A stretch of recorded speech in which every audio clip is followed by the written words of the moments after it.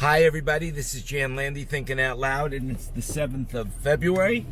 How's everybody doing? All right? Hey, well, Congress has stepped in now.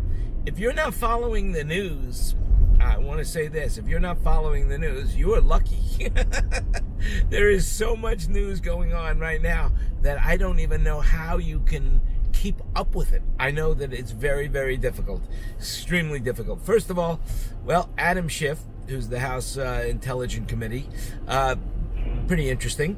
There are 5 points that he's going after, and that would include any collusion anywhere in the United States government with Russia or any other country, as far as money laundering, as far as illegal contribution. I mean, whoa, it's off the hook, and it's legitimate. Can you say emoluments clause? All right, well, somebody will be saying that, that's for sure. And now, what's going on in Virginia? Is there anyone in Virginia that didn't do blackface? I mean, holy moly. I've never done blackface myself. I never realized how wrong it was until right now, how wrong it was. You know, growing up in New York, we didn't have that kind of racism against black people. At least I didn't see anything like that when I grew up. I remember one story, though. I remember one of my best friends in public school was a guy by the name of Terry Chandler. Terry, if you're listening, hello, I miss you. What could I say, you know? Basically, Terry Chandler,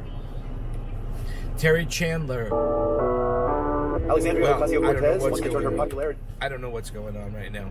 Anyway, Terry Chandler, one of the nicest guys. We were in 5th grade, 6th grade together, and we were best friends. He was a black guy, I was a white guy.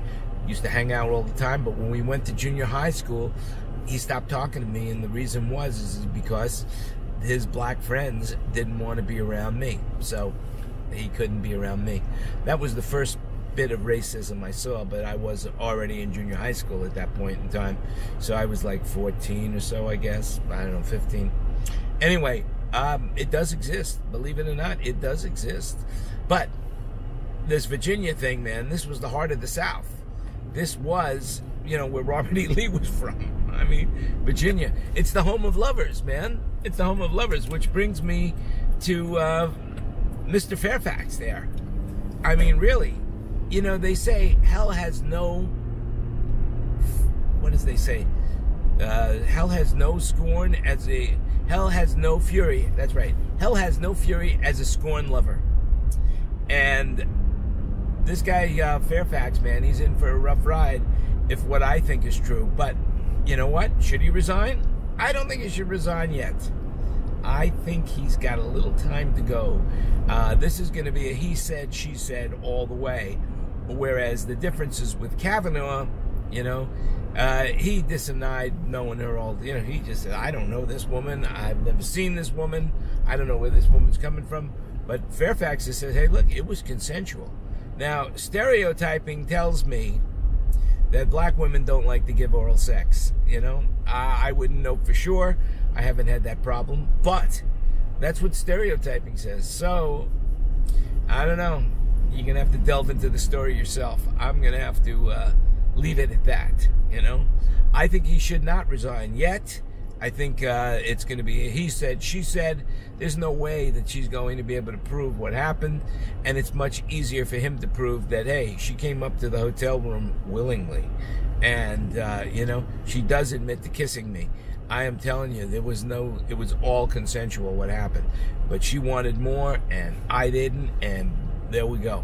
So that's my story. I'm sticking to it. I don't know if it's true or not, but then what's the difference in today's age? What's true and what's not? Anyway, you make it happen. This is Jan Landy Thinking Out Loud on my video version. I will talk to you again as soon as I have something else to say tomorrow, whichever may come first.